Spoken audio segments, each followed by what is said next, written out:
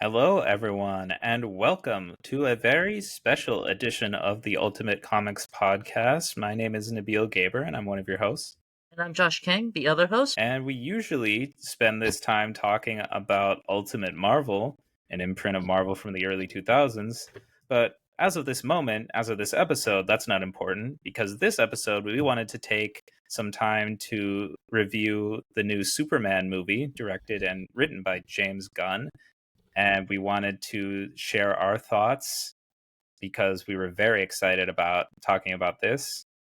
Spoilers, we hated it. No, I'm just kidding. We're actually here to share probably the coldest take of all time in saying that we both loved it. Yeah, Josh, can you confirm? I love this movie. I think this is actually one of the all-time great superhero movies. Yeah, Yeah, I agree with you there. It's still pretty fresh. I went and saw it 2 days ago. We're recording on Sunday. I just saw it on Friday when it came out. Josh, you I saw it even before that. You saw it on yeah, Thursday, right? yeah. I'm surprised it's even available to watch on Thursday because it was released Friday. But yeah, I saw it Thursday. Yeah, I feel like the way things are going with big blockbuster movies, we've gone past like the midnight premiere. Hmm. And now, for the past several years, I think they've just been releasing on Thursday nights now at this point because people don't want to wait until midnight. Yeah, They don't want to and stay up that late. yeah, it's also really weird because I saw it at like Thursday night, but like the first showing was at like 2 p.m. So That's hilarious. Oh my yeah, gosh. yeah. I'm like, hey, it was special when it happened the first few times. When I'm like, oh, it's released Friday, but you can watch it Thursday. It's not so special anymore. Now you just gotta assume it's a day before the release date. Yeah, everyone just goes and sees it on Thursday afternoon Yeah, instead of Friday night. yeah. That's insane. I mean, like the theater wasn't as packed, but like it was still really heavy. It was the fullest theater I've seen in a while, and like Yeah, there are people dressed up as Superman. There are a bunch of old people. that's awesome. Yeah, so people were really excited for this movie. I mean, I myself was super excited to see it. I already had high expectations going in because I'm like, it's James Gunn. I saw the trailers and the posters and all the promo materials. I saw a very colorful looking Superman. I saw a lot of very bright, kind of fun comic booky material in the visuals. I saw what looked to be excellent casting, honestly. Like Oh everyone yeah, looked like spot on, from Superman to Lois Lane to Lex Luthor to Jimmy Olsen. And so I already went in thinking, oh, this is going to be a great movie. Also because, damn, it's been a while since we've had a good Superman movie. I will be honest. I my hot take, and I don't think this is a very hot take on this movie, is that this movie was good because it wasn't ashamed to be a superhero movie. I mean, like I don't have a problem with non-superhero movies, but I feel the problem with especially DC and is that like they're kind of ashamed that like at times they just feel like ashamed that they're like a superhero company when they make movies, and I'm like, and this movie just went so like, no, this is a comic movie. We're gonna be comic-y. We're gonna have the colorful stuff. We're gonna have Superman. We're gonna have Crypto. We're gonna have Lois Lane and the Fortress of Solitude. Yeah.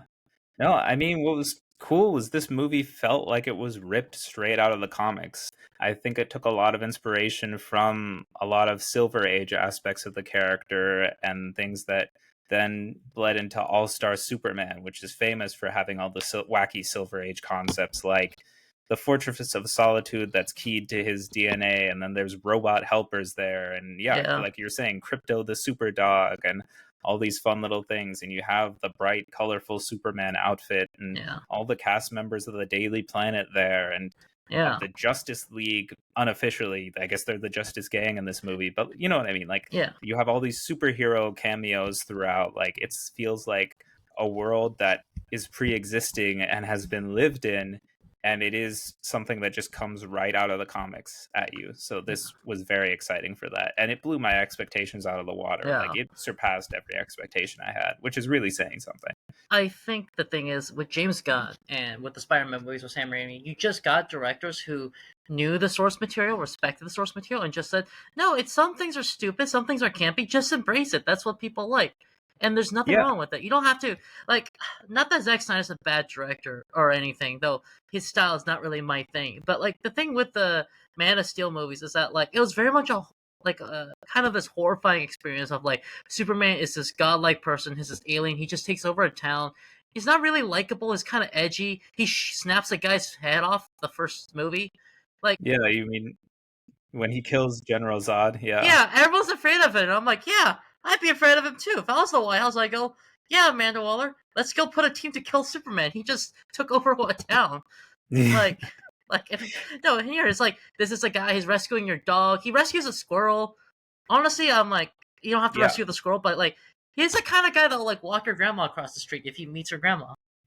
Yeah, I mean, this is a total 180, I think, from the last incarnation of Superman that we saw in live action in Yeah, film. Because the Zack Snyder, Henry Cavill Superman, I mean, I loved Henry Cavill as Superman. I thought he was perfect casting. I thought Henry Cavill did his best. I will say yeah. that.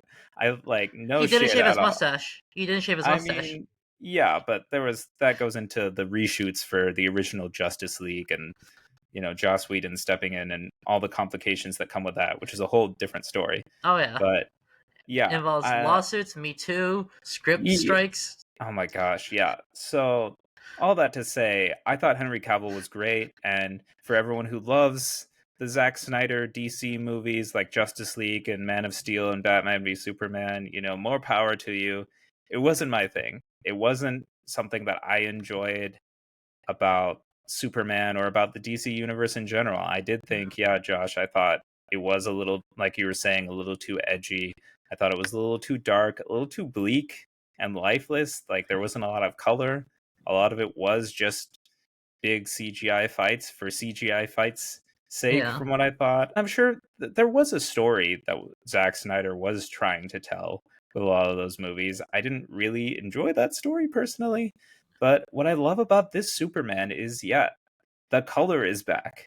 yeah, It's goofy, it's silly, and that's part of the fun because it's a comic book movie, but there's also so much heart to it. And there are serious moments and moments of humanity that brings you back down to earth and kind of grounds it more in that human emotion and that character.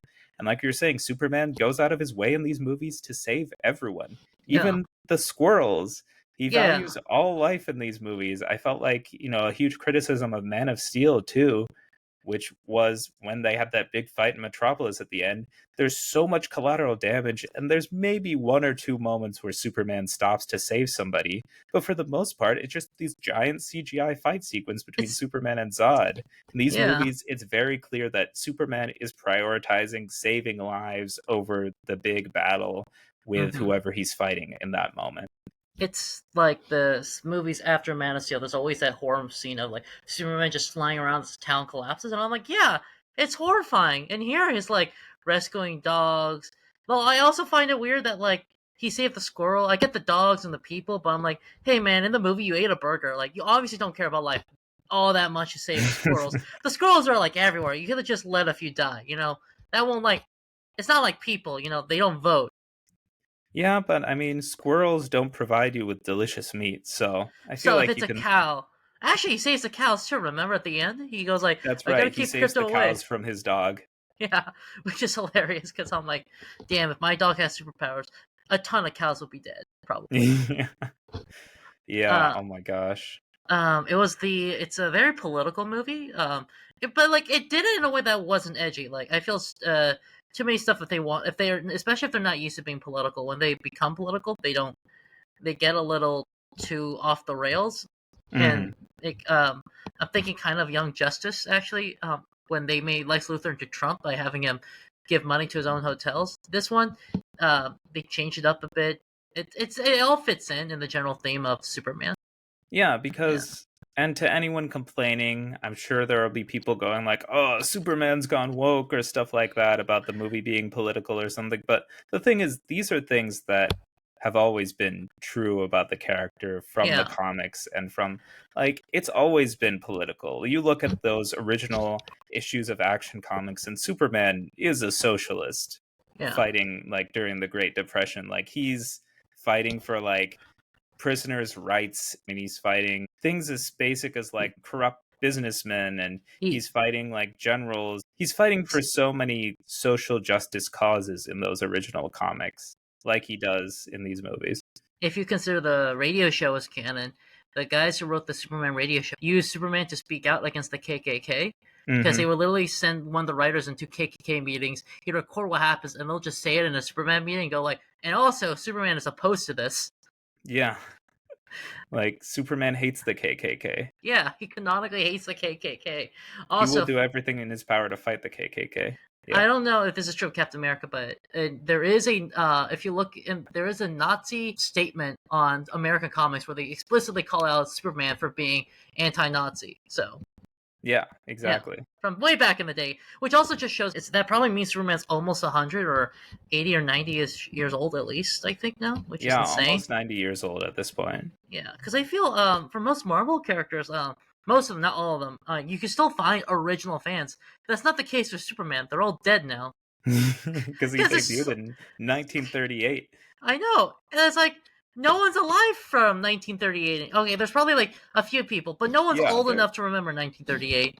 Right. Yeah, there were people who were like born in 1938 who are still alive. Yeah, but But, yeah, anyways, I think this movie is just such a good Superman story. It's yeah, hopeful, it's optimistic and positive, it's bright and colorful and fun and has so much heart, and that's what Superman is about. For yeah, me, and I feel like I can speak for a lot of Superman fans who would agree with me saying that, like that is fundamental to the character of Superman, is that there is hope and there is wonder and there's joy and there's fun and it leaves you feeling good.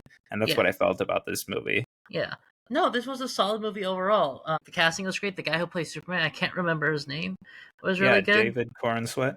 Yeah, the actor for Jimmy Olsen, the actor for uh, Perry was really good. Mrs. Maisel, Rachel Brosnahan was really good as Lois Lane. Though, Yeah. like, I wasn't a big fan of her accent in this one.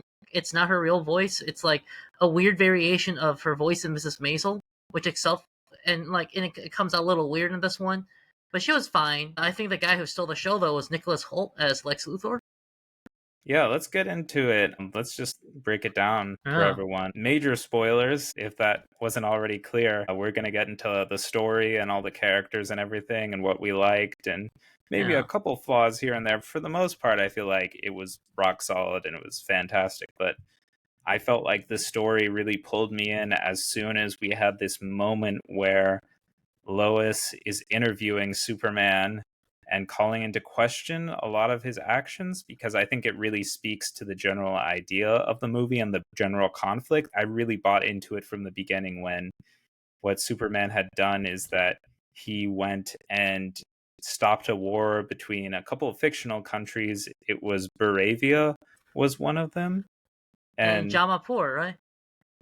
yes, yeah, that was the other country. And Lois calls into question these actions because he's clearly doing the right thing. He stopped a war, he stopped the invasion of one country by a bigger, more powerful country. He basically like stopped a genocide, really. But of course, he's still caught up in the real world politics and bureaucracy of it all because Lois is questioning, like, all right, but who gave you the authority to do this? You, especially since this country is an ally of the United States and you went and you fought against them and stopped them from invading this other country. Yeah, And you're acting unilaterally with all this power, and that's going to cause a lot of problems and that's going to ruffle a lot of feathers with people. He's a good person in a world that isn't always just about doing the right thing. It's a very simple idea, but the world isn't as quite as simple and idealistic as his actions are, you know? and this is the thing that I think Man of Steel and Batman v Superman try to convey is that there is something inherently terrifying about the idea of a Superman just Yes. having taking all this power onto himself. Like, and in Man of Steel, it kind of came off as more horrifying, where like, oh, Yeah. he just took over a city de facto. He's like god of a city, and we just have to accept it. And here, the scary thing is like, well, it's like he did the right thing, but it's still there's a scary implication of like this guy could just do anything and no government could stop him. Though I don't know with Henry Cavill Superman, I felt there was a bit of like he's trying to be a god, he's trying to impose this. Like it honestly felt like that at times. Here it's him just he missed a little. It's like no, I was just trying to do the right thing. No soldiers got hurt, and I didn't even like I went to the president. We had a talk. I put him near a cactus, but I didn't kill him or anything. I didn't even hurt him that much. Yeah, I think the difference really is that in Man of Steel and Batman v Superman, all these movies, Henry Cavill's Superman is written so that he faces a lot of doubt and a lot of uncertainty around his actions and how people are talking about him and perceiving his actions. And this version of Superman does also do that, but I feel like in the Zack Snyder movies, Superman doesn't really take a stand or make a statement about his actions or about who he is or what he does as much.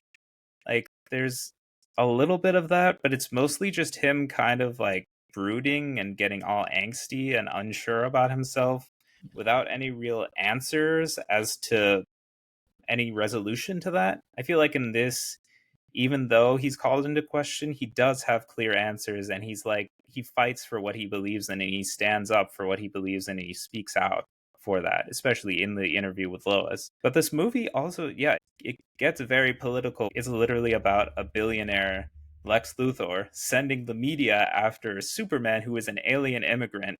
It feels a little too real at times. Like, you may as well have Lex going like, I want to see his birth certificate.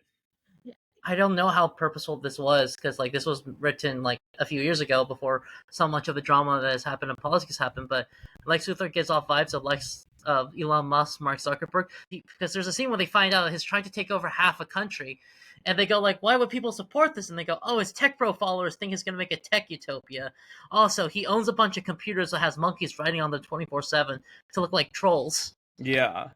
At But that part, also, I was like, all right, this is a little much. We can't just like hand wave it and be like, it was a bunch of trained monkeys like trolling you. We could have said it was like real people for that. yeah, he already has like these. Also, his minions all dressed up as Apple employees with the turtlenecks. Yeah, they're all just wearing matching uniforms. Oh, by the way, I love that it's James Gunn because he does connect it to his other stuff. There's references to Peacemakers, the Suicide Squad, Creature Right, you get the Commandos. Peacemaker cameo there, where Yeah, he's on the news talking about Superman, and it's hilarious. but now we know if you've seen Peacemaker, he goes like, "Yeah, Superman fucks fish or something." Now we know where Yeah. it's from. It's from those monkey trolls, Well, he probably. said Aquaman fucks fish, Okay, Aquaman fucks fish. What does which Superman do? makes a little more sense. I mean, Even though it still is like not true, but like it is at least true. you can see He where has a he's kid in the last movie, technically. Where's the kid come from? he's not fucking a fish. Amber Heard's a fish, isn't she? I mean, she's a lot of things. A fish is not one of them. She is a fish in the Aquaman movie. She's half fish. She's an Atlantean. That's She's the same. basically like. That's a Anyways, fish. Anyway, but we get you get reference to Rick Flag Sr. from Creature Commandos. He's the general in this movie. yeah, Yeah, Frank Grillo plays Rick Flag Sr. and he does a really good job. yeah. And I love his role in this, and I'm sure he'll continue to play a role in the DC universe. Yeah, I think he's gonna be in the second Peacemaker season. He's Which already in I'm the very excited for. But we still get the movie is very political, especially how it tackles international politics. These yeah, fictional countries like Moravia invading the other country. It's for me, it felt like a very clear stand-in for Israel Palestine, yeah. or if you will, Russia and Ukraine, because I I feel think like it's they're both. very similar situations. I think it's Probably both. both. Yeah, it's probably both. It's a blend of the two of them, both countries. Yeah, and I was shocked by them taking a stand on that as well. I Yeah, figured they would go for the whole immigrant versus billionaire angle, but also showing Superman standing up against genocide and stopping injustice on a global scale yeah, was super cool. yeah, And I think it was cool at the end, even seeing him send in the Justice Gang to go beat up the Baravian government and stop them from just murdering a bunch of civilians yeah, and committing genocide. I thought yeah, that was something that needed to be seen. And I thought that was very cathartic yeah. and something It's that raises an issue that is still ongoing and still out there in the world and brings that to light. there's it kind of reminds me though of just the stuff they say. Like this is very much in the most classical sense, like very much a liberal idea of how the world should work, where people do the right thing. And he makes Superman says like famously like a line where he goes like, "Hey, just because invade the country that's getting invaded, just because it isn't perfect, doesn't mean it doesn't have the right to like exist." Yeah. And he points out like he doesn't kill like any of the soldiers. Oh, I think the Justice Gang definitely kill a bunch of the soldiers because Hawkgirl just kills the president. She just drops him from a Yeah. The yeah, Baravian president. yeah. Yeah. She just kills him. But Superman himself doesn't kill. He doesn't even Yeah. want to kill the giant turtle that the Bowser looking thing that just rampages across Metropolis. Yeah, exactly. The movie also has a very controversial plot point about Lex exposing this message of Superman's parents, Yeah. basically where Jor-El and Lara say there's the first half of the message that Superman got, which was we sent you somewhere where you can do the most good, and the second half of the image saying rule over them, they're a simple people, you'll get a whole harem of women to have many children. To spread a seed. Yeah, really, as they say. Yeah. I mean, they kind of say like you got to preserve your lines, Superman. Make sure you spread it as far as you can. Yeah, and I know that's used as a joke a lot in the movie, which was pretty funny. Yeah. But also, I feel like this was also a pretty controversial, I felt, change to the story of Superman's biological parents. I know some people might not have been happy with how they did those versions of the characters. And if you ask me, my only problem was why was Jor-El Bradley Cooper? What's wrong with Bradley Cooper? It was so distracting. What? I was so Were you distracted. distracted by Bradley Cooper playing Rocket Raccoon? No, because he like disappears into that role. It's his voice, and he does a phenomenal job because I can't even tell that that's Bradley Cooper playing Rocket. His voice for Rocket is spot on. But this is just, it's straight up Bradley Cooper's face, and everyone's like laughing in the theater, and it's like, yeah, that's so distracting. You're I did trying to not like get a notice. message from Jor-El, I and did it's not fucking notice. Bradley Cooper. First of all, James Gunn always casts like previous people from his movies. Like Palm Clementoff was a stripper in the Suicide Squad. I don't even remember her being there. Yeah, she was like she's there for like 2 seconds. The guy who plays Yondu is the guy who gets his head blown off in the Suicide Squad. He Yeah. always casts people who've been in his previous movie, and he worked with Bradley Cooper the raccoon. So Yeah, but those cameos you're talking about are not for major roles like Jor-El. Like that's Joe distracting. Rowell's in the movie for like 3 minutes. It's not a super major role. Even then, I was put off by that. I was like, listen, I get that like it's a fun thing for you to do is to like cast your friends in like small role, but like this is a pretty like this is distracting for an audience. You look up on a Superman movie and you're a casual audience member and you look at and you're like, "Oh, Bradley Cooper. What the fuck?" Yeah, It takes you out of the movie and Mrs. Maisel was Lois Lane. Why is that one okay? because she's not Bradley Cooper. Okay, He's what's your actually a problem? much bigger name. What's your problem with Bradley Cooper? I don't have a problem with Bradley Cooper. I'm just saying you weren't distracted by the fact that he was No, just I didn't even straight notice it was up. Bradley Cooper until like I read the script. Well, listen, I'm I going to take a poll on our Instagram and we'll see what people thought about this. I thought it was fine. I think this is a very campy movie, and I'm glad it was a campy movie. I did feel like I don't know if it's the edgy is the right word. If you had to like change a thing, this is not one of the biggest worst things to change. Is the fact that Superman came as a conqueror because they handled it well. They're not like Superman's like this evil guy, and deep down he has a desire to conquer like Genghis Khan. He's like just torn by this news because he's like, man, I thought I was a nice guy here for a nice purpose, and people just point out, well, you are a nice guy and you're doing a nice purpose. You're not defined by your parents' mission that you didn't even know about.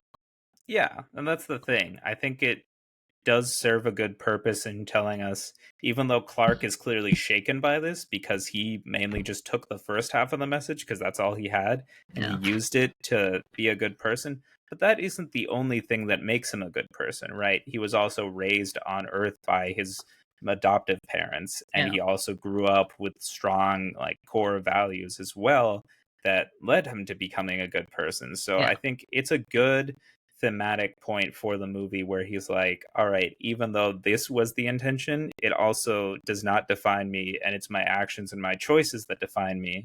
Yeah. And so I feel like that was a good message. And it was also interesting. I don't know, it really reminded me of Invincible, if you know Yeah. that, where, Omni-Man is telling his son Invincible Look, originally the Mark. story about Look.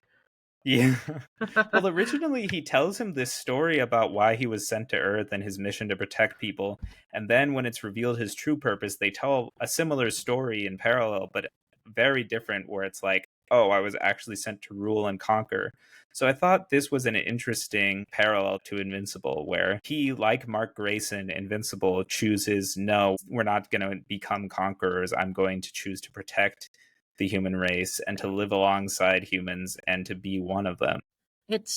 I think this is a good fresh air after years of stories like Invincible, of Injustice, where we get the Superman or a Superman stand-in like Homelander just being a dick, taking over and killing people without thought. And Yeah, this is like a good one, like a good fresh air of no, this is just a simple Superman. And this is also a contrast, interestingly, to Lex Luthor in that both he and Superman are kind of small-minded in different ways. Like Superman is small-minded that he has all this power, but he uses it to save squirrels and dogs. And like a big, by the way, like a big plot point towards the end of the movie is that Lex Luthor kidnaps Crypto, and Superman just looks for Crypto. And there's literally a scene where Lois Lane goes, "Aren't you going to stop that giant eyeball? That's like probably Starro looking thing from conquering the planet." And he goes, "No, the Justice Gang has. I'm looking for the dog." yeah, But he's like he's not even a good dog, but I yeah, still have to find him and he's alone and I have to save him. So yeah, like that is very classic Superman. yeah, So despite changes like his parents obviously having different plans for him when they sent him to Earth and sending him to conquer basically, he still is Superman. That's the important thing, and the movie makes a point of that. He yeah, still is a good person, and he still is the classic Superman, and he still chooses to do what's right, yeah, no matter yeah. what.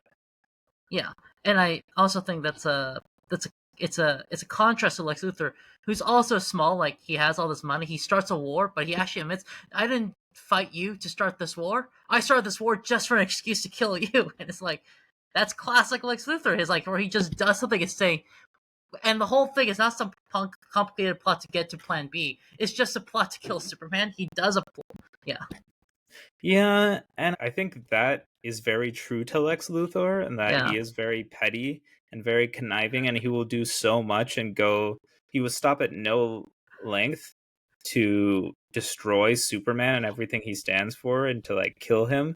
hmm, It also for me kind of ruined the maybe a little bit more of like the murkiness or the moral ambiguity of the situation where Superman goes to Baravia and is dealing with them, because it kind of feels a little too convenient that Lex orchestrated the whole thing all along from the beginning to like, I'm the one that instigated the Baravian invasion and I did all this just so I could get the chance to kill you, when it's like, all right, it would have been a little more interesting if it wasn't Lex masterminding the whole thing.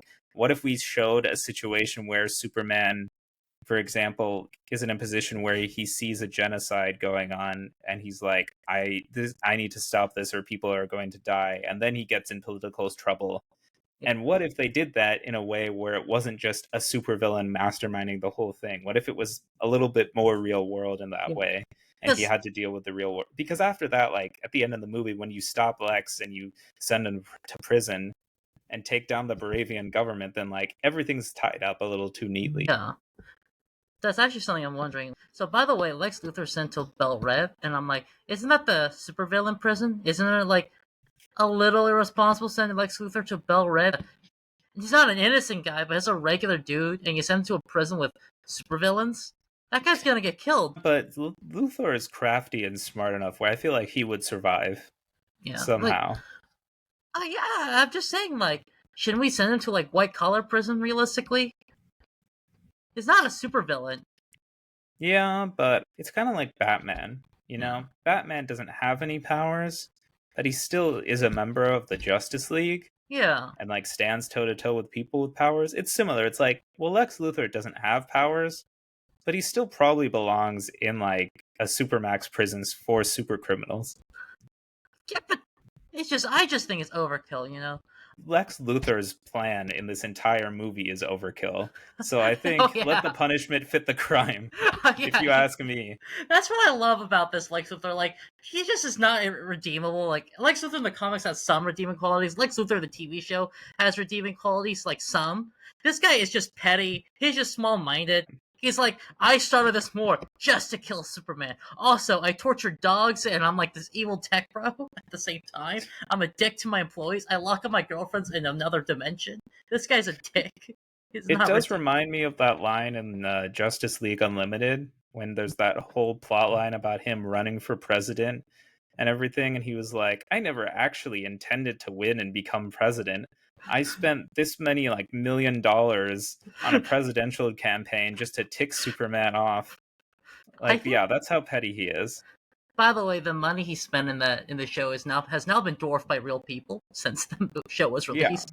I mean, inflation and, it's been like 20 years.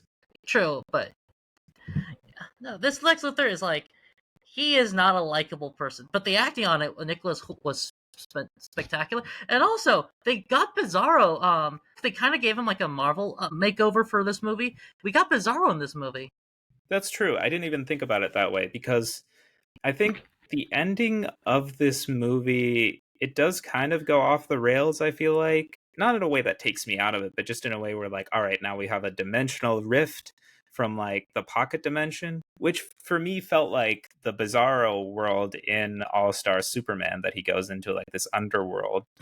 And then that pocket dimension creates the dimensional rift, and then there's a big CGI fight with Superman versus Ultraman, Yeah. who for some reason for me I kind of saw him as like Doomsday, but I think Oh. Bizarro makes more sense, honestly, thinking about it. I think it was mainly because of the outfit he had on before his face was revealed, and he was Yeah. revealed. That was a big twist to him being revealed. It's like a Superman clone. Yeah. When he had the goggles and everything, I just remember what Doomsday looks like, in that outfit he Oh has yeah. before he's revealed as Doomsday, where Maybe he just it's has the goggles and everything. James Gunn's like is a big nerd like us. He probably took inspiration from both. But I Yeah. think Bizarro was the big one. Like it's a clone Lex Luthor made like in the animated series, and it's.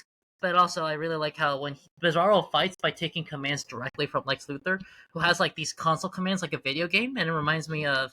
Lex Luthor's a big nerd too. He's a big computer geek, but it also reminds me of All Star Superman, where Lex Luthor commands a monster and he commands it through like computer commands, but like he guesses it, but it's like 11-1 AB. Oh, yeah. Yeah, I totally forgot about that. That's like, yeah, in the opening pages of All Star Superman, yeah. when he's remote piloting like this creature to attack Superman in the heart of the sun. Yeah, and it reminds, but it also is like there's just the way he commands it. He says like to punch up, it's like 11B, 1A, 1A, Yeah. 1A. Yeah, No, that was pretty cool. And I think yeah, the fight scenes were very well done yeah, generally. I loved the action scenes. I felt very immersed in them. I felt like they were very kinetic, and it felt like we were on that scale that Superman and Ultraman were on, and the yeah, engineer and everyone. yeah.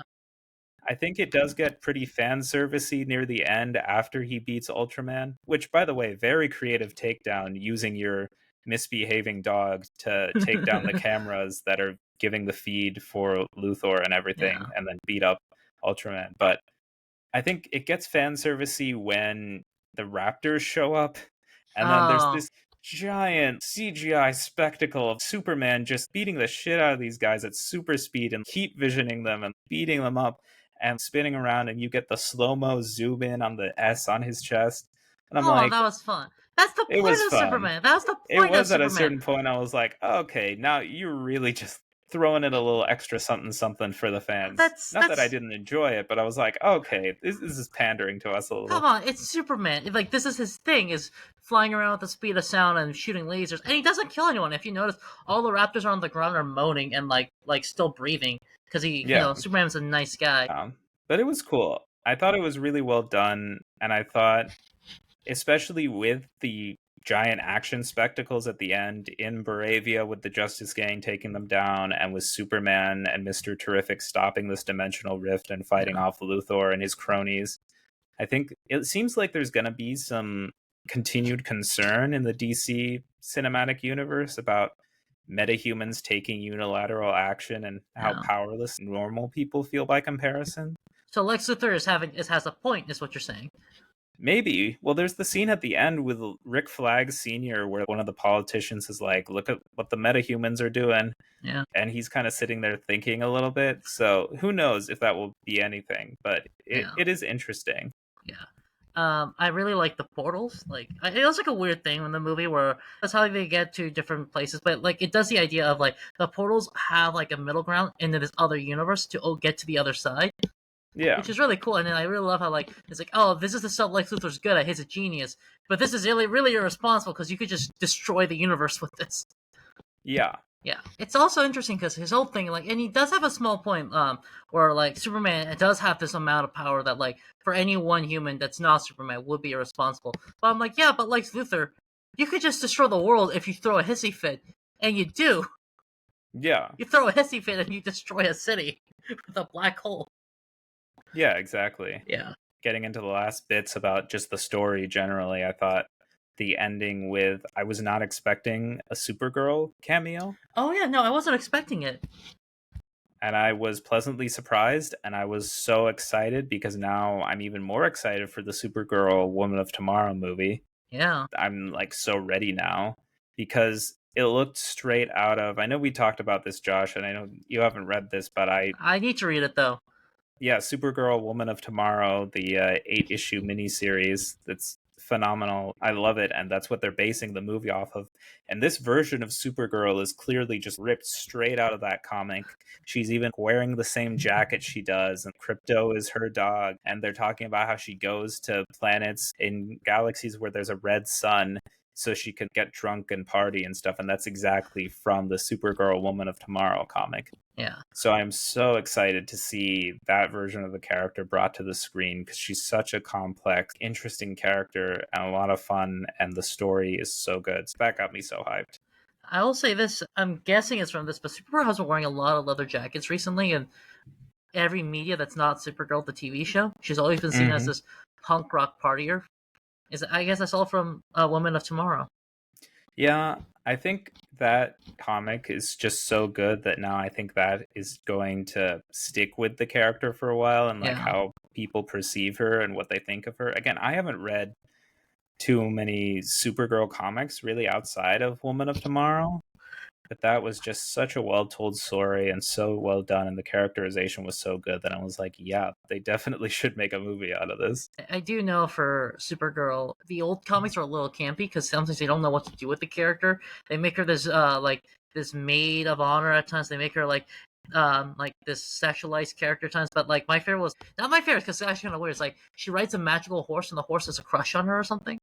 Yeah. Yeah, Silver Age DC and Silver Age Supergirl, especially, was super goofy and over the yeah, top. Now that we've talked a lot about just the story generally, I want to dive deep into each of the characters in this movie. yeah, I think first and foremost, of course, the titular character, Superman himself. Again, David Cornsweet, I thought nailed this character of yeah, Superman. Christopher Reeve is obviously the icon and the gold standard that set it for all the other Supermen to follow. yeah. But David Cornsweet, just he is so perfect in this role still.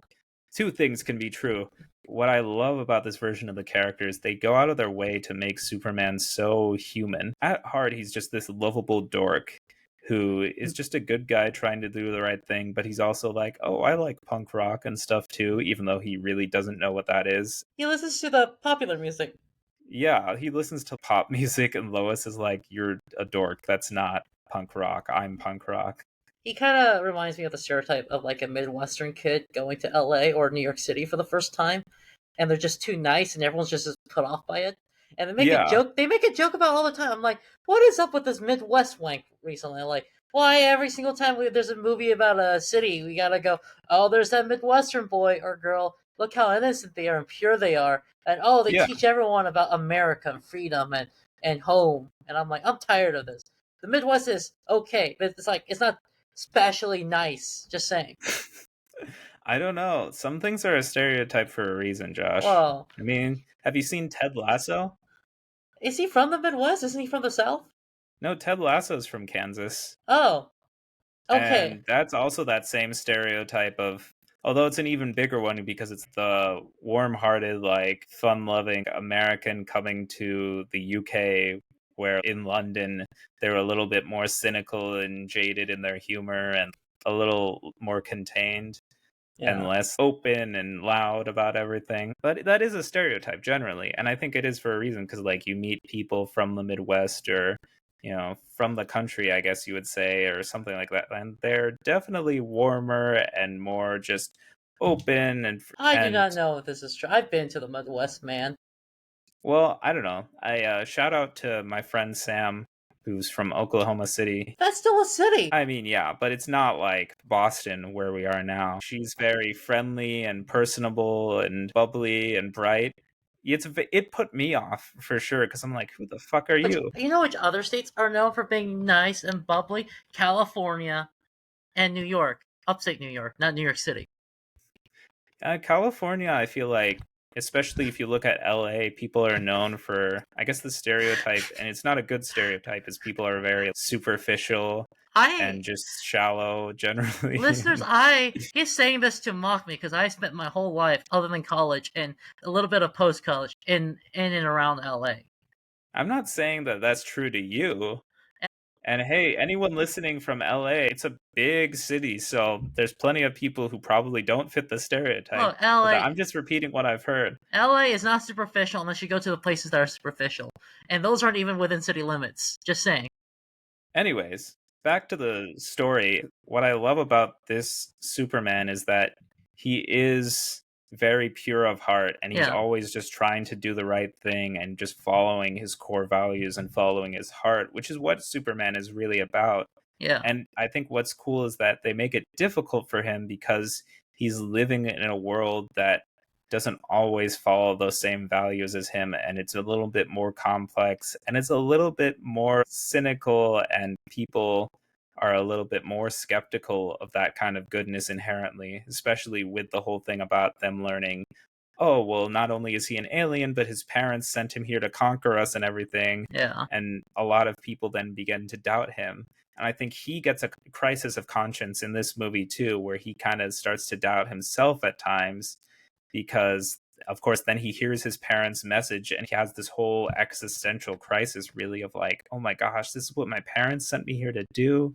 And now yeah, people think I'm like this evil alien conqueror. What am I going to do next? He is very vulnerable in so yeah, many senses of the word. I think that's even true because the movie starts with him getting beaten the fuck up. It shows how he's vulnerable. He's not all powerful. He's not a god. yeah. He has all these powers. He is Superman at the end of the day. He's very powerful, but he was raised on Earth and he is very human. He he honestly feels like the example of like a normal person with a good heart who just has his unlimited amount of powers, which is a contrast to Henry Cavill's Superman. Like no shame to Henry Cavill the actor, who just seemed like he is a god who knows he's a god, and this Superman is a regular guy who just has the powers of a god. Like Yeah. I feel if you could bully this guy, you could like make fun of him and he'd cry. You could trip him in the hallway and he'd cry. You could beat I him mean, up. when he was a kid, maybe. Yeah. Yeah, you couldn't beat him up. Yeah, you could beat him up. He's the kind of guy who wouldn't fight back. He's a nice guy. I mean, if you send a clone of this guy to beat him up, then yeah, you could do that. But I mean, he is a little more vulnerable for sure, physically too. Yeah. I just love the speech at the end that he gives Lex about how he is incredibly human, about how Yeah. he gets happy, he gets scared, he gets confused, he has doubts, he like loves. More human than Lex gives him credit for. And it's such a powerful, beautiful speech, and it's delivered so well in the acting by David Corenswet. Yeah. I was so sold on that. I was like, oh my gosh, I'm feeling things from this movie. That's so emotional. Yeah. I thought it was so good. They found that perfect balance of Superman being inspiring and wholesome and good, and also being a little more human and down to earth and vulnerable. Yeah. It was just so great, especially seeing how he inspires people around him. And he also relies a lot on his friends. Yeah. And at the end of the day, it's not just him saving the day, it's the Justice Gang going into Baravia. It's Lois and Jimmy and everyone at the Daily Planet breaking the story and exposing Lex Luthor for his crimes and his Yeah. operations. They all do it together. Like Superman isn't just this lone wolf character. He inspires goodness or in people around him, and he trusts people and he loves people around him. And I think it's just perfect. I don't know. Should we move on to Lois? Yeah, speaking of people that Superman loves around him. For a while, and for a very long while, I think longer than we've been alive, she's been the contrast to Clark. She alternates between like this rough edge city girl reporter or a military brat. Mm-hmm. Here we don't get a sense she's a military brat because she hasn't mentioned it, but she's a punk rocker. She's not really into relationships. She's jaded from the work and the city. She mentions like possibly a history of drug use at one point, if you remember Yeah, that line. I don't remember that. Jimmy goes like, "Man, you're putting a lot of sugar to your coffee," and she goes like, "I've been to punk rock concerts. I'm still trying to get the taste of petroleum off my mouth." So it's like a weird reference to drugs they use at punk rock concerts. I've been to a few. I've never used any. A likely story. The drug test is coming your way. I've been drug tested. I worked for the government multiple times. I've been drug tested many times.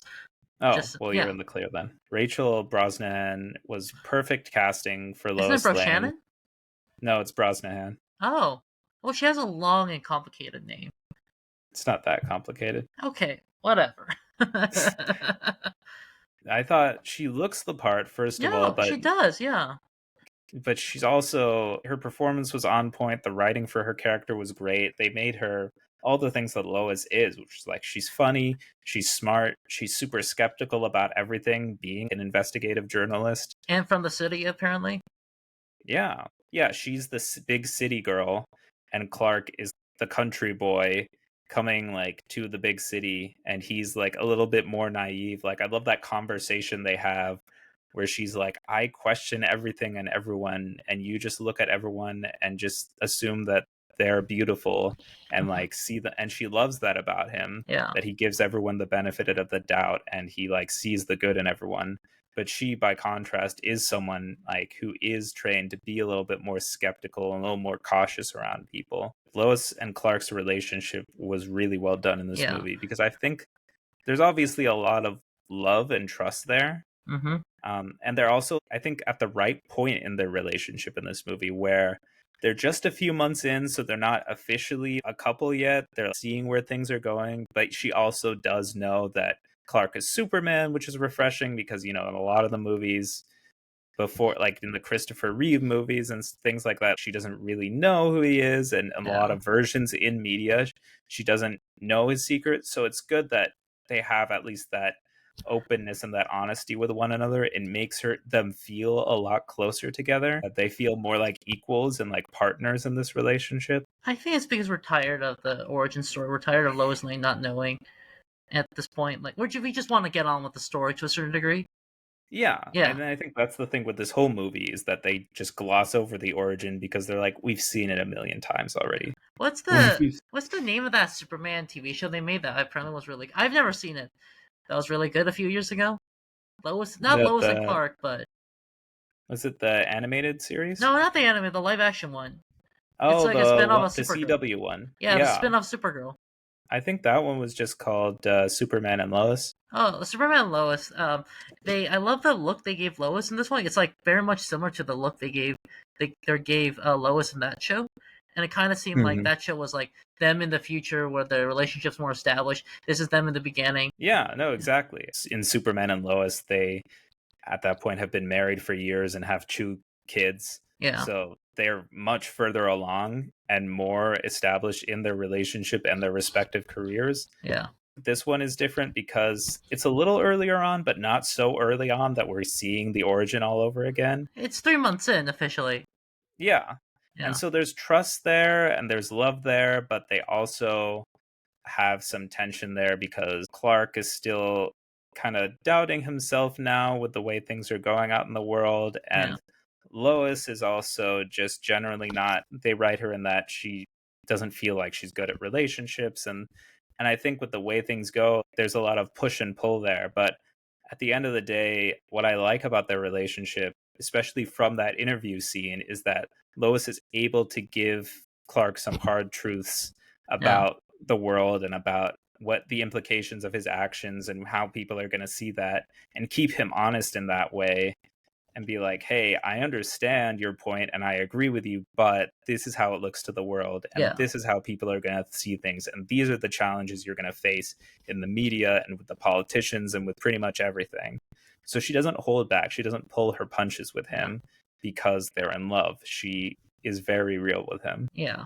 Also, I was just gonna say they gave her like a variation of the Mrs. Maisel. I know you haven't seen it, but the Mrs. Maisel accent from the show, they gave it to her, Mm-hmm. but they toned it down, which is interesting. You could have just gone with a regular voice. Yeah.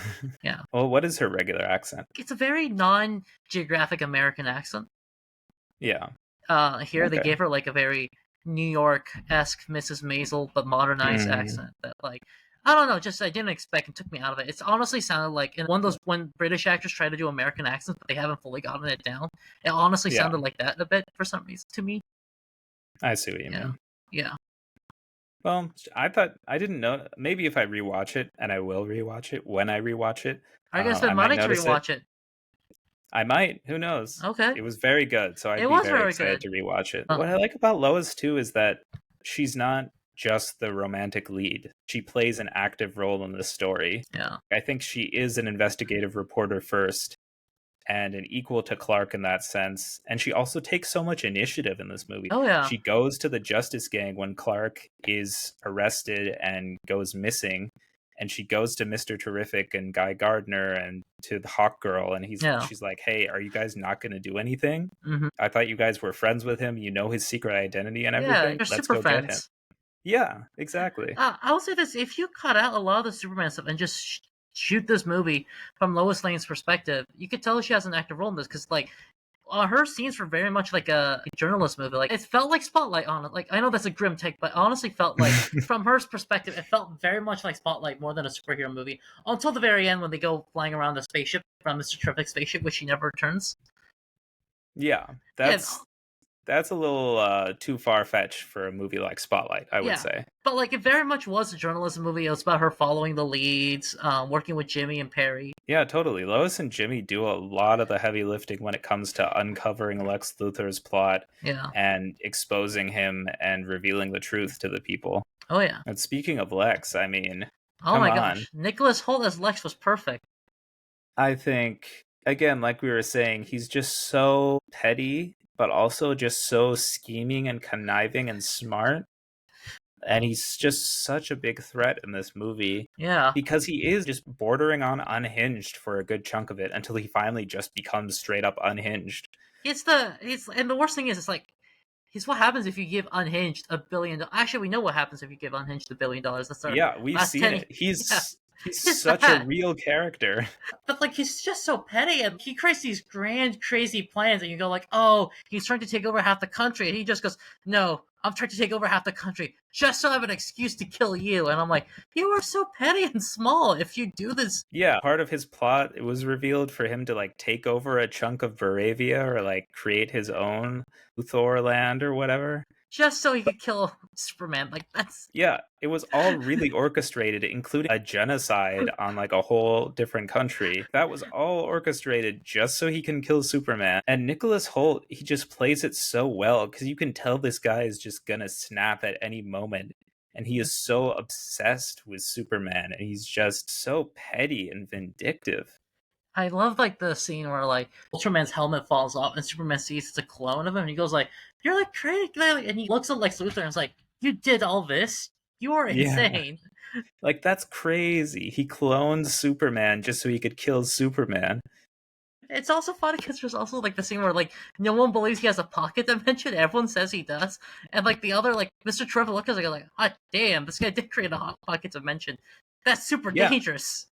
super dangerous, and they prove that it's super dangerous because a fucking dimensional rift opens at the end of the movie and nearly kills them all Yeah. just because he wanted to create a prison where he could hold Superman. Yeah, this no, but he's a great character.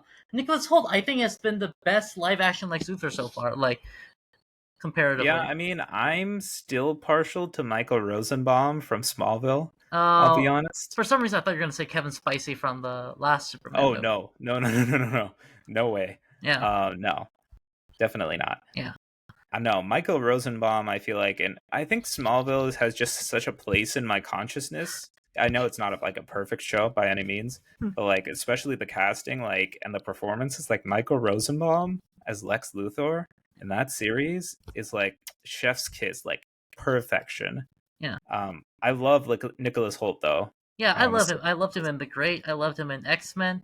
I loved him in The yeah, Banker. I loved him in that movie with Dracula and Nicolas Cage. So yes. I'm a big Oh Nicholas Hoult gosh. fan. Yeah. No, Nicholas Holt is a fantastic actor, and I just loved him as Lex in this. And I think the way they wrote this character, he was so good at just manipulating the media too. It was so real because I was telling you this before we started recording, but Lex Luthor in the comics post Crisis, when John Byrne was doing Superman, he based that Luthor on Donald Trump at the Yeah. time, like in the 80s. And I'm like, damn, that's aged unfortunately very well because Yeah. that's so real. This Lex Luthor gives me more tech bro vibes. They literally say like, Hmm. oh, like he has like this cultish followers of tech bros, and his minions are dressed in Apple Yeah, uniforms. he is like an Elon Musk, like Yeah, Jeff Bezos yeah. kind of figure. I mean, he looks like honestly Jeff Bezos is gonna be Nicholas Holt Lex Luthor in like 20 years. Yeah. Oh, seriously. It kind of reminds me of that. So Stephen Colbert once asked like Elon Musk on the show, "Are you Lex Luthor or are you Tony Stark?" And I'm like, "Well, we now know it's Lex Luthor." Yeah. Yeah, Oh, we know. we know. Unfortunately, Tony Stark is a little too, I don't know, a little too good for this world, I must say, Yeah, despite all of his flaws, but he's yeah. still a good person. Yeah, I also love how we don't try to do the just not that Jesse Eisenberg was. I think he could have been better as Lex Luthor, but they try to do this long story of how he has his origin story, how he gets shade, and how he creates his own league. Yeah. They skip that. They're like, no, Lex Luthor's just there. He's evil. He's just trying to beat the crap out of Superman. He makes monsters for Superman to fight because he just wants Superman to die. Yeah, I mean, Jesse Eisenberg could have been great as Lex Luthor. I just feel like the writing was, he was so goofy Yeah, and ridiculous in a way that wasn't even like, there are goofy moments for Lex Luthor in this movie too, for yeah, sure. But the performance is so intense and so well done. And I think the writing is so good in that you can tell a lot of it just stems from this obsession and hatred for this one guy. Lex Luthor in Batman v Superman is just like a knockoff Riddler or something. He's just so silly. And Batman v Superman, they're trying to make that a very serious movie. yeah. And the silly Lex Luthor in that movie stands out so much. I think the thing is with like these Lex Luthors, they always try to do an origin story for how he became bald, how he became evil, and here is just no, he's there, he's a billionaire and he's evil. He has defense contracts, he's trying to take over a country just so he can kill Superman. Yeah. Yeah. You know, I believe that this Lex Luthor would steal 40 cakes.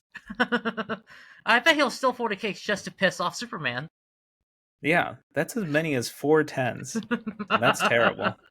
For those of you who don't know, it's an old educational comic that literally just said Lex Luthor stole 40 cakes, and then they made a canon one day.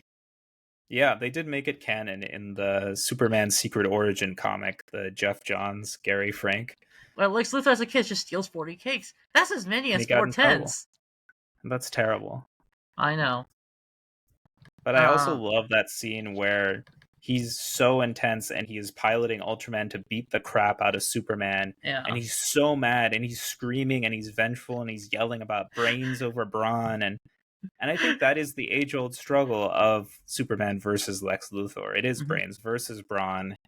And I think the way they emphasize that is so well done. Yeah. And just how he thinks he is so much better than Superman because he was born on Earth and he is human and he is so smart and such a genius. But the difference is he doesn't actually do anything for humanity. Everything he does is just to kill Superman. It's like that quote in All Star Superman where Lex goes like, "I could have saved humanity." He goes like, "Lex, if you wanted to save humanity, you would have done it a long time ago."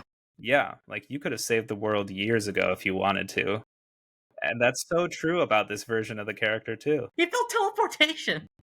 Yeah. He's done he did so many things that could have been used for different causes, but again, it's just like that quote, like I don't want to cure cancer. I I want to want to turn make people that, into dinosaurs. and especially because like I think so far like of the technology we've seen in this universe from the Suicide Squad, Creature Commandos, and Peacemaker, Lex Luthor's technology blows everything away in terms of technology as what we've seen. Mhm. But he's just using it to kill Superman. That's all he wants it for. Yeah. Yeah. It's like dude, like the technology in this universe is just like a few years ahead of our own. Hey, you're making teleportation devices and Superman clones, and you're just Yeah, like, seriously, man. yeah, which is like Superman is just like tired of this guy, just like, dude, like, why? What's your obsession with me? It's like, Yeah. yeah, It's really jealousy, and yeah, he even admits that. yeah. They should be looking at me. I'm like, "No, Cause you're a dick. you're just crazy, but Yeah, that's fine." yeah. Then we get to Jimmy Olsen as well. The sex symbol, the surprising sex symbol. He's a stud in this Yeah, movie. like, I don't know how Eve Tessmacher, who, funnily enough, is a callback to the original Superman movie, the Christopher Reeve movie. She's head over heels in love with this guy. I don't know how Jimmy Olsen gets all these hot ladies. This is exactly like in the comics too. I think Yeah. if you look back at especially the recent Superman's pal Jimmy Olsen Mm-hmm. series by Matt Fraction and Steve Lieber, which is also a love letter and an homage to the Silver Age series, Superman's pal Jimmy Olsen, where he gets into all these wacky situations and finds himself in these crazy scenarios and also finds himself surrounded by all these hot ladies who want to get with him. It's just so funny and very true to the character in the comics. But it's also funny how this is the linchpin to getting Lex Luthor right where they want him. It's because she's taking a bunch of sexy selfies For and one of Jimmy. them is in front of the map. A couple, Yeah. no, all of them were in front of the different maps. Because at the end, when the Perry's like putting together the board, the cork board as they always do in the journalism movies, it's like all these zoomed up photos, and in the side you can see her like taking a selfie on the side. Yeah, that's the key that they need. They have all the evidence of Lex Luthor's plans and exposing him for Yeah. all the crimes he's committed and everything he's done just so he could kill Superman. Also, I like how it's not in this movie, but in the last two TV shows he was in, My Adventures with Superman and Supergirl, it's just established that Supergirl has a crush on Jimmy Olsen in both of those. Yeah. Yeah. No, I think they were a thing in the original comics too, Yeah. Supergirl and Jimmy back in like the Silver Age. Yeah. So I don't know what it is. I don't know. Like even Lois in the movie is like, "How do you do it, Jimmy?" She's It's like, "What?" yeah. The actor who plays, I can't remember his name, but he was in Santa Clarita Diet, which is my hometown, Oh, and nice. yeah, he was also in the show Righteous Gemstones and Night at the Museum 3. By the way, I recognize the actor. He's been doing good recently. Yeah. No, Yeah. I mean, he's been acting since he was like a kid. Yeah. I think he's really growing up. Like he's from Superman's kid sidekick to a full-on journalist on his own. Yeah. Yeah. He is like just a great like journalist in his own right as well. Yeah. We kind of forgot to mention, Lex Luthor, we already said he's irredeemable. He tortures a dog. He's a tech bro. But also, he at one point shoots a falafel salesman for no reason. Yes. Yeah. Well, that game of roulette was such a dark scene. Yeah. I honestly expected them to do a thing where after he shoots the salesman, even like the dictator goes like, hey man, that's a little too far. It didn't do that, but I expect that to happen. He shoots this Yeah. falafel salesman, and he has this great line after. He goes like, "Which of your loved ones should we kill next?" And he goes like, "Let's kill Clark Kent." Yeah, that was Yeah, hilarious. because first he's like, "How about that journalist that interviews you?" And I was thinking at first like, "Yeah, Lois," and he's like, "Yeah, I'm gonna kill Clark Kent," and I'm like, "LOL." I always love how there's like different universes. Lex Luthor just can't put Clark Kent and Superman together, and he always just assumes, "Oh, I'm gonna kill Clark Kent. That'll make Superman sad." Well, that's another Oh, thing that they pull in from the Silver Age again, another goofy, silly concept that explains how Superman's able to keep his secret identity as Clark Kent safe is because they explain he has the hypno glasses that makes it so I that no one remember can that. tell that they look alike or are the same. So that does explain Yeah. why Lex hasn't been able to crack the code and figure it out. I don't think you need to do the hypno glasses, like, because I remember Henry Cavill just said, like, yeah, I stood in Times Square with, like, in LA with, like, the glasses, and it worked. No one recognized me as Superman or Henry Cavill, so I don't think you need it necessarily. Yeah, and there's even like memes about like Zoe Deschanel and about how when she has her hair up and glasses on, she looks entirely different than when she takes off her Yeah, glasses and puts her hair down. So I yeah. mean, it can So, work. yeah, and also, I just like the meme of Lex Luthor just doesn't understand, just can't put two and two together, and to see Superman as Clark Kent, this obscure journalist. Yeah.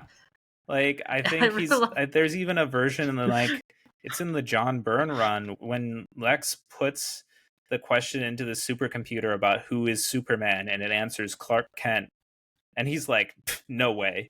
Ridiculous. There's no way. He refuses to believe that someone as low in his mind as reporter Clark Kent, refuses to believe that Superman would lower himself to his level because he thinks that Superman needs to feel above them all or something. And he's like, no way would Because that's him. Superman lower himself to that level. Yeah, because that is him. Because Lex is projecting hardcore. He thinks that Superman thinks the way he does because Lex is always trying to be above other people and is always trying to be bigger than everyone else and be worshipped and be a savior. And he thinks this is what yeah. Superman's doing, but it's like, no, people love Superman because Superman's just a genuinely good person and wants to help. but he can't see that because he's just thinking the way he would think. It reminds me of the scene in Justice League, the TV show, where he takes off Flash's cowl when he's in Flash's body and goes, "I have no idea who this is." Yeah. And it also reminds me of the All-Star Superman where he goes like, Lois Lane will be into you if it was for Superman, Yeah, Clark. that's right. Yeah, he's like, Yeah, Superman's just in your way too, Kent. I was like, little do you know, buddy. yeah. I just love that scene where he goes like, "Man, I gotta kill Superman's loved ones. Let's start with Yeah, Clark." I'm like, all right, good luck finding him. People haven't seen him for a few days. I wonder where he's gone. But yeah, I wonder where like Perry should have fired Clark. Yeah. Like, Like talking about the Daily Bugle staff, like Beck Bennett was perfect in his role. I forgot the name of the character, but I think it's been cast as him before. I think. Beck Bennett is Steve Lombard. Yeah, Lombard. Yeah, Steve Lombard. I think Beck Bennett has voiced Steve Lombard before. I think. Yeah, I thought he was fantastic as Steve. I think they got the Yeah. whole Daily Planet cast spot on, honestly, because you've got Lois and Oh Jimmy, yeah. obviously, but then Perry White and Cat Grant and Steve Lombard. I think it was Yeah. cool seeing the whole gang there. The Yeah. whole environment feels so full of life and energy. The Daily Planet, when you go in there, it's bustling, it's busy. Obviously, they're trying to make the deadline. It's all these different personalities coming together. And yeah, Beck Bennett, he's just so funny. And Steve Lombard is just a funny, goofy character. I also love like this Ernest Hemingway-esque thing he does where he's a sports reporter and goes like, "Hey Clark, congrats on being on the front page. Let me tell you, a real man writes it with it's all like active verbs, no like passive actions." And this movie, I don't know, it definitely felt like this movie did take a lot of inspiration from All-Star Superman. I mean, which is the definitive version of Superman, if you ask me, or a lot of fans, Yeah, oh which yeah. takes it from so many different versions from the comics. Yeah, you have the whole gang from the Daily Planet on all their personalities, and Steve Lombard being this jockey, blowhard sports reporter who's like, "Yeah, let me show you how a real man does things, Ken." Honestly, I love the Daily Planet cats. It felt so much like a journalism movie when it was just them. Like Yeah, you literally have a scene where Perry's editing Jimmy's like writings on the spot and changing the grammar of it, and then like he hands the laptop back to Jimmy. yeah, and when they're all sitting there in front of the board and explaining things out and working out Lex's plot and how it all ties together. I mean, for one thing, it is obviously it's great exposition, of course, for the audience, but at the same time, it's done in a way where you're like, oh wow, the Daily Planet, they're all good at their jobs. They're cracking the case wide open, and Yeah. they're the ones who are going to break the story on Lex Luthor and help Superman. Yeah. Of course, the Daily Planet does get it wrong. Lex Luthor's not doing this to take over half the country. He's taking over half the country to kill Superman. Yeah, which we learn when Lex is trying to actively murder Superman, and he tells Superman this.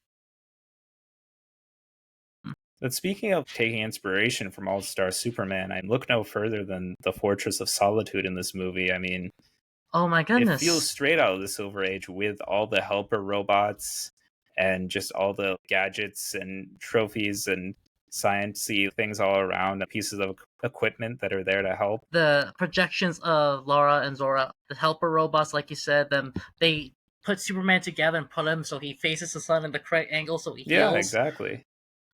Yeah, and of course through the fortress we meet Supergirl, we get Crypto. Yeah, Crypto, who I thought was done fantastically because he feels like how a regular dog would act.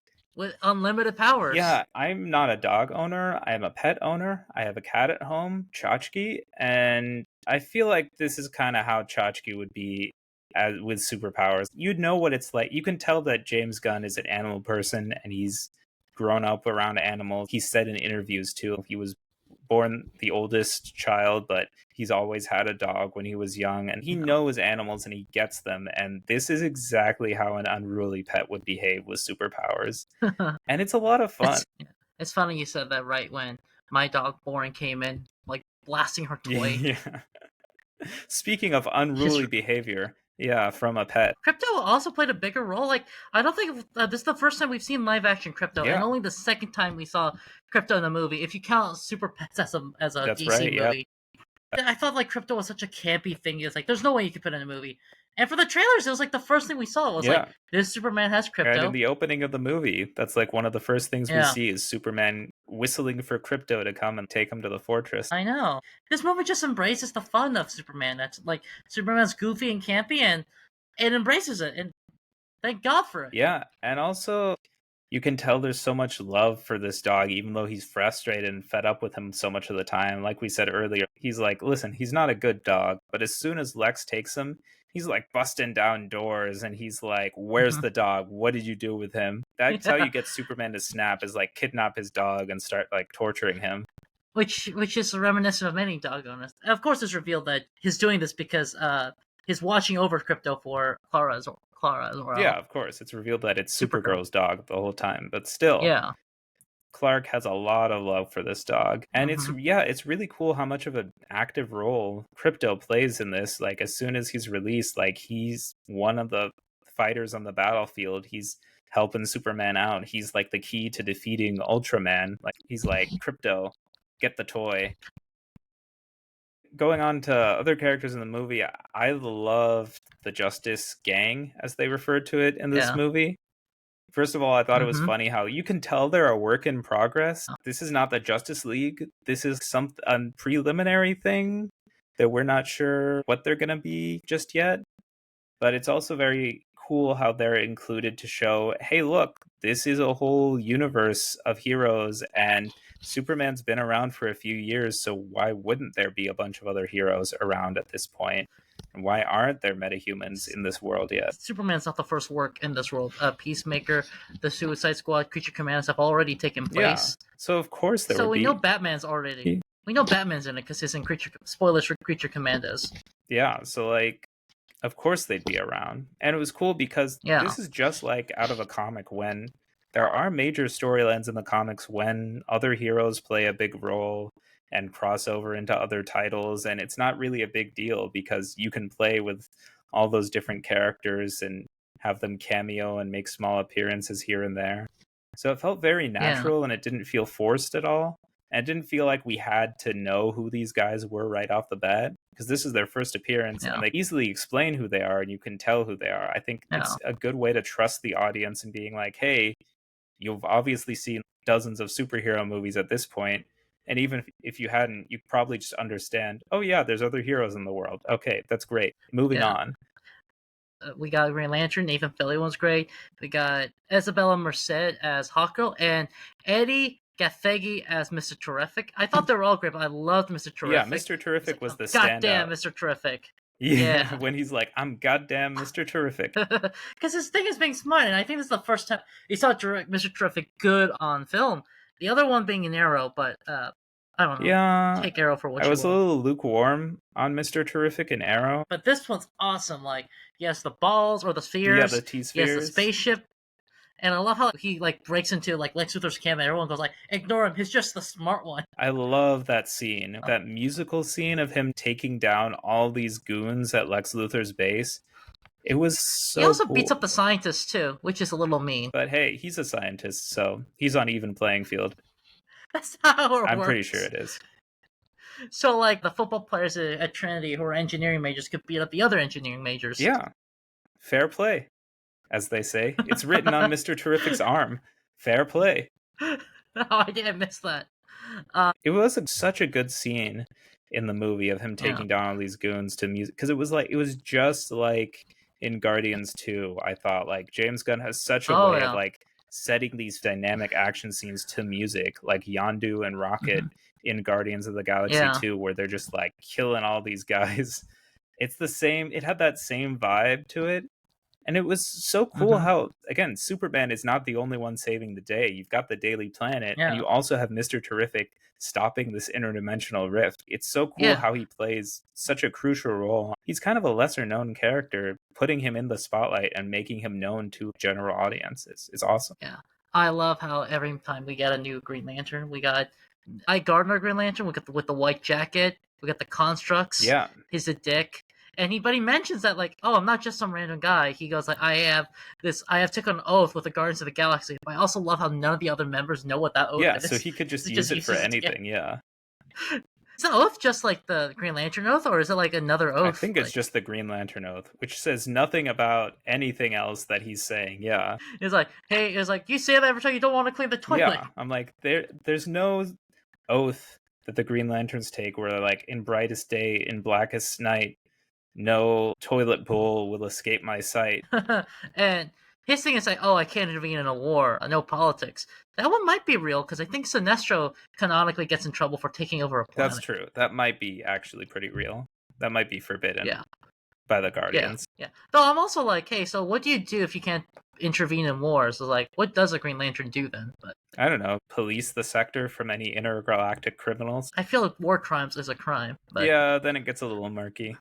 But he does interfere at the end of the day. He is the first one to yeah, step in and stop the Baravians at the end of the movie. he also had the constructs here were not that as imaginative. To be fair, it's not a Green Lantern movie, but he does have some fun ones. Like a middle finger just pops out and like flips a tank Yeah, over. that's such a Guy Gardner thing to do, is to create giant middle Yeah, finger constructs and just casually take people out. Nathan Fillion nails this role, and I think he just is such a fun, lovable asshole as Guy Gardner. yeah. I think he gets it just right. The fact that they did the stupid bowl cut is amazing. Yeah, they just embrace the campiness of it. They just rip him right off the page once again. He's just so funny. He's a big comic relief, but he also has so much attitude. And at the end of the day, he does step up to do the right thing, which is awesome. I thought the scene of him sitting in that diner with a large glass of milk and fruity pebbles was hilarious. My favorite thing with Guy Gardner was like when the Superman leak comes out, his first question is, "You have a harem, dude?" And I'm like, "Are you Yeah, he jealous?" is jealous. Guy would love a harem. I really liked Isabella Merced as Oh Hawkgirl. yeah. She didn't get as much attention, but like just what they did with her, with like she screams a hawk cry. I don't know in this one if she's like a human or if she's a Thanagarian. Hawkgirl and Hawkman, for that matter, in the comics have such Yeah, convoluted backstories that are constantly changing.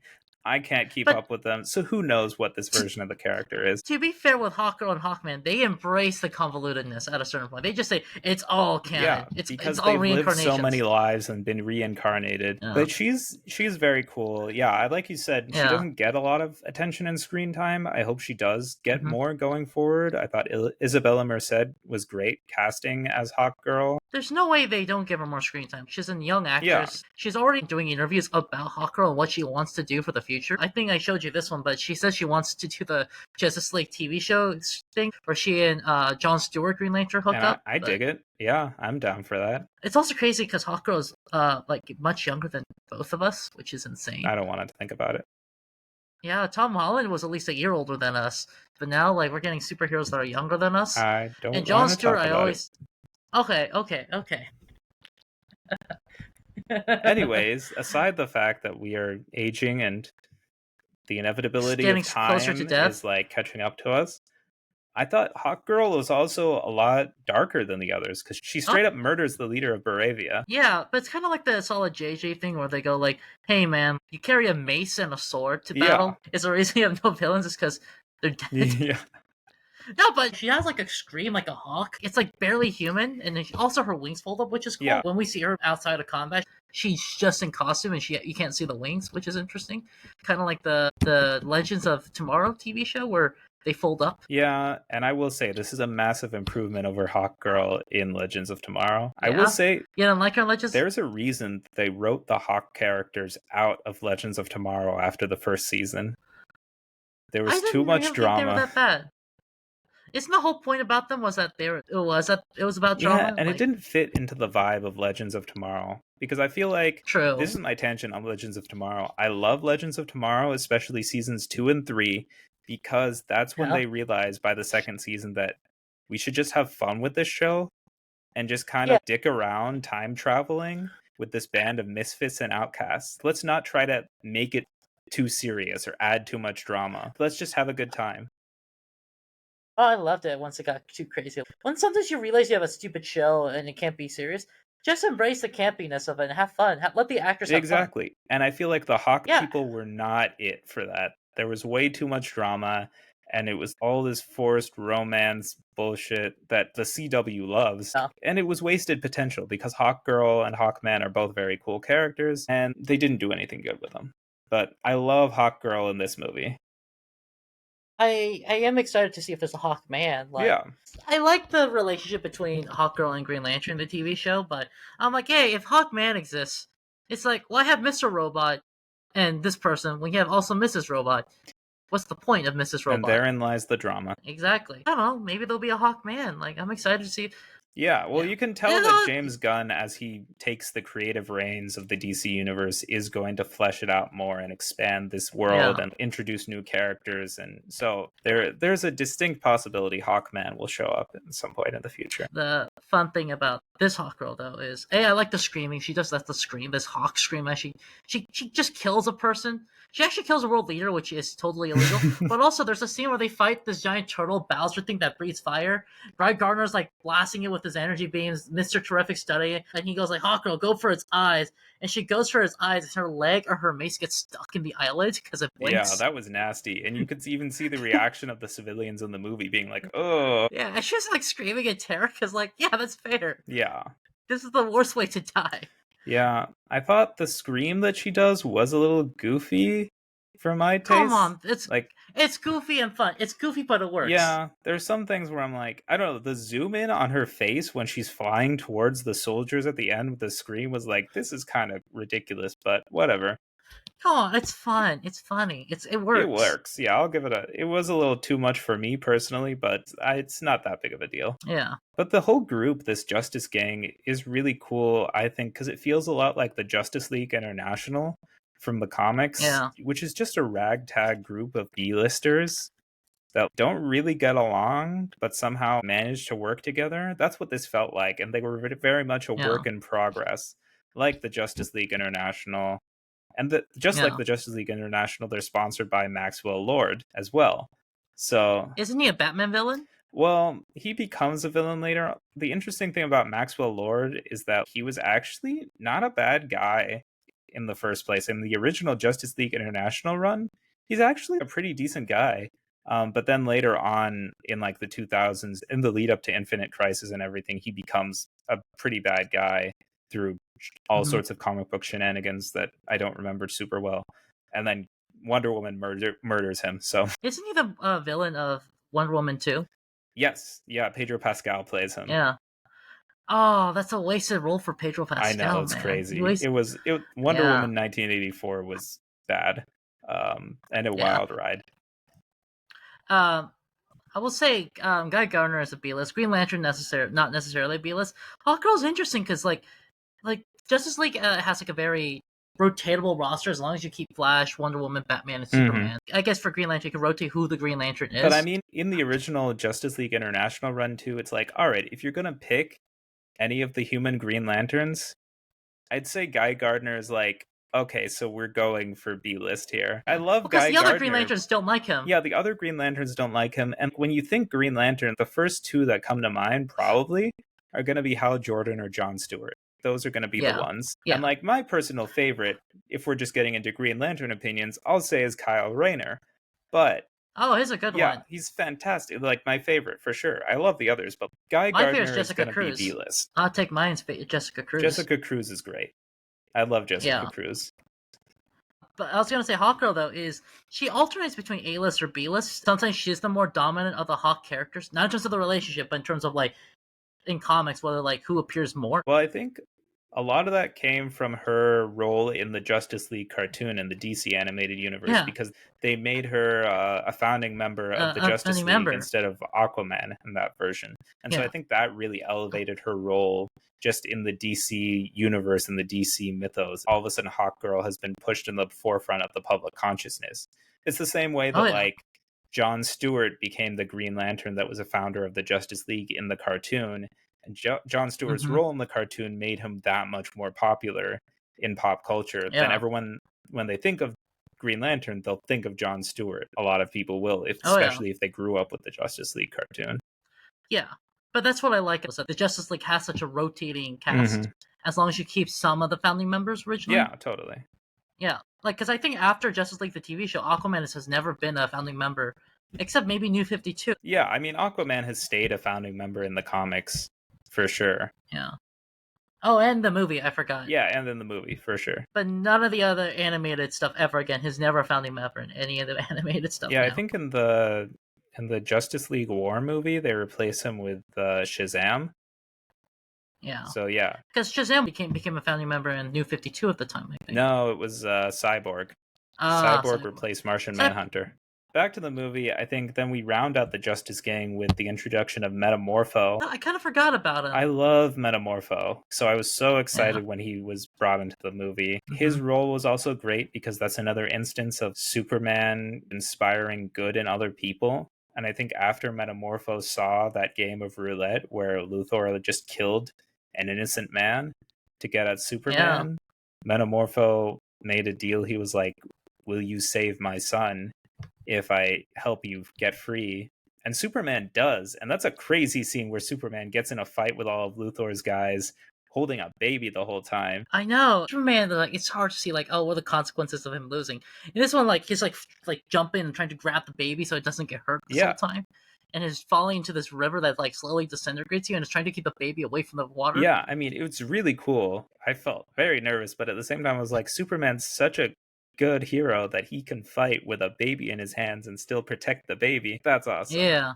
But I think Yeah. Metamorpho also has always had just such cool powers, like the way he was able to create that little mini sun type thing to save Oh yeah. Superman. And then I think his backstory was so sympathetic. It usually is in the comics, but I think in this one too, he's just a guy who's got held hostage because they captured his son, and that's all he wants is to protect his family. And I love how he Yeah. joins the Justice Gang by the The end. Justice Yeah, Gang. which was really Yeah. it was really sweet to see. And Guy Garn doesn't want him in until he goes like, I like the name Justice Gang. He goes, is in. Yeah. It's this recent trip up where the Justice League forms, they don't have a name yet. Yeah, I think that was in the New Yeah. 52. I remember at the end of the first arc in the Justice League's origin, the Flash publicly calls them the Super Seven, and they're like, you know what, we'll work on it. Never mind. That's a bad name. It was Yeah. similar to that. And I love the running Yeah. joke of that. He's also, I think, in this one, he is the leader of the Justice King, or he says he's a leader at Yeah, least. he says he is. It's pretty clear to me that Mr. Terrific's running the show, but that's fine. Yeah. Yeah. You know, some say the real leader is the guy behind the scenes. The guy in the chair. The guy in the chair, if you will. And Mr. Yeah, Terrific is as Spider-Man constantly says. being shown in the chair. Yeah. And then last, but definitely not least, we get Ma and Pa Kent. Definitely least in this movie. One of my minor gripes with this movie is just how they portray Jonathan and Martha Kent. I'm not a fan of it personally. I don't know what you thought, Josh. I thought it was fine, but it was not exactly my favorite part of the movie. It's like the weakest part, but it wasn't bad either. Again, with Smallville, my version of Jonathan and Martha Kent will always be the portrayal in Smallville. John Schneider and Annette O'Toole. I think they nailed those characters. I even kind of like the portrayal by Kevin Costner and Diane Lane in Man of Steel. I mean, the way the characters were written were not always great. Jonathan Kent telling his son to let him die is kind of crazy and will always be crazy. Yeah. But I think at least they kind of felt more like, I feel like in this version, in the Superman movies, they're kind of overly exaggerated as country folk, like older Midwestern Kansas parents, especially at the beginning with the mom yelling over the speakerphone, and it's a little too goofy. I thought it was fun. They're old people who are really proud of their son for going to a big city and getting a big job, and in the end, they're really proud of him. And I really like the ending where, like, Superman goes, "Yeah, I want to see pictures of my family." And it's Ma and Pa Kent. That was really sweet. I like that scene. Yeah. Like, at the same time, like, it's not like Spider-Man where realistically Aunt May should be younger, and MCU made that. In this case, Superman's in his late 20s, early 30s. This is the age, I feel, of someone in that age bracket. Yeah, I think I like the role that they play and that they're very supportive and warm towards him. I feel like they still capture the fundamentals of the Kents and that they raised him with good values and raised him to be a good person. And the speech that Jonathan Kent gives Clark about how he gets to choose who he wants to be, and it's not a parent's job to tell you how to live your life. It's the job to give you the tools to make mistakes on your own and to go on your own path and see how that goes. I think that was really well done. And when he tells him how proud they are of him and everything, it was really sweet. I just thought in general, I wasn't a fan of their portrayal for the most part, just because I thought it's a little too simplistic of a take. It's a little too goofy and overly exaggerated in how they're these simple country folk. Again, maybe I'm just holding on too hard to the Smallville version of these characters. Who knows? But to me, they've been portrayed better. That's just my gripe. I did think they were the weakest part. Not to shame the actors or anything, but I felt they worked better as a plot device than as actual characters in the movie so far. Yeah, I think so. I Yeah, mean, as the ideal and the symbol for Superman's home life on Earth and how he was raised and how he grew up as a human, they serve their purpose very well in that regard. yeah. But because of them, I think very much there's like the meme.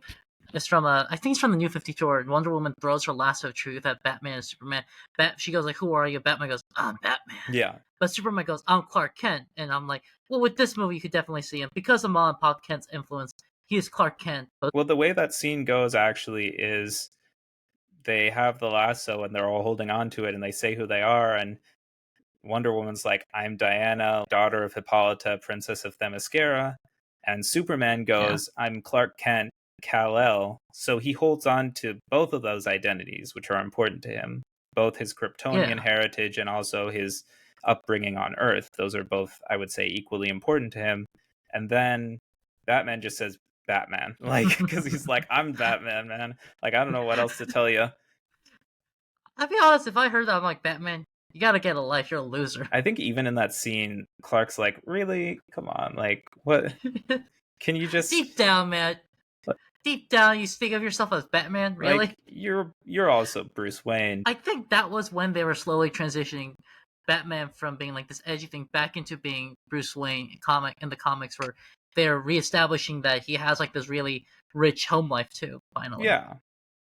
towards that Not to get point. on a Batman tangent, but there is still plenty of humanity to the character of Batman. And I think when you lean too far into the idea of like Bruce Wayne is the mask and Batman is who he really is, I'm like, but at the same time, I think deep down he still has the heart of that kid when he was still 8 years old before he saw his parents being murdered. I still think he holds on to a lot of the ideals and the hope and just the innocence that he had as a child, Yeah. or else he wouldn't have gone around adopting all of these children and turning them into child soldiers. Or is he doing that because as Batman he wants to get a sense of humanity and he sees himself in those children?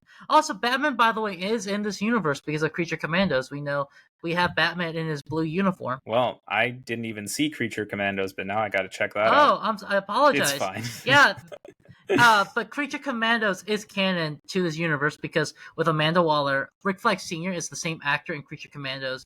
The voice actor for Rick Flag Sr. is Rick Flag Sr. in Superman and Peacemaker season 2.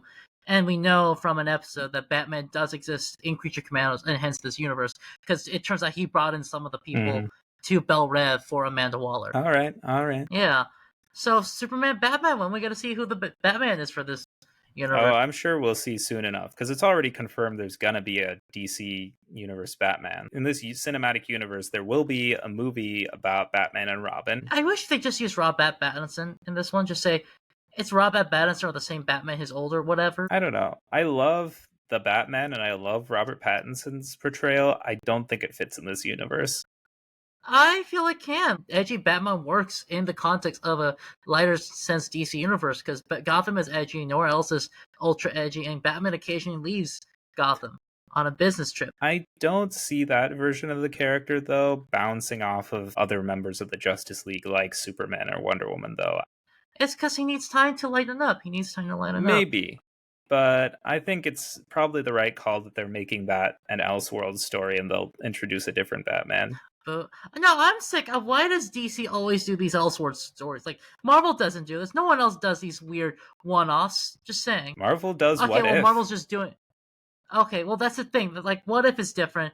And I also just realized they're making Fantastic Four, which is an Elseworld story, kind Yeah. of. Checkmate.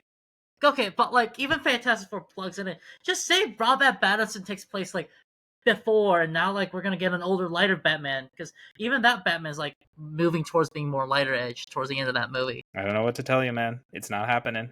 Come on, I'm tired of these Elseworld stuff. We already have Let's. Joker. I think we've gone on long enough. Let's wrap things up. Josh, do you have any final thoughts you want to share about this movie? I really love this movie. I was surprised because I already thought this movie was gonna be good, but it was really, really good. It's the movie that was made for fans by a fan, and I think that says a lot. You know? I agree. Yeah.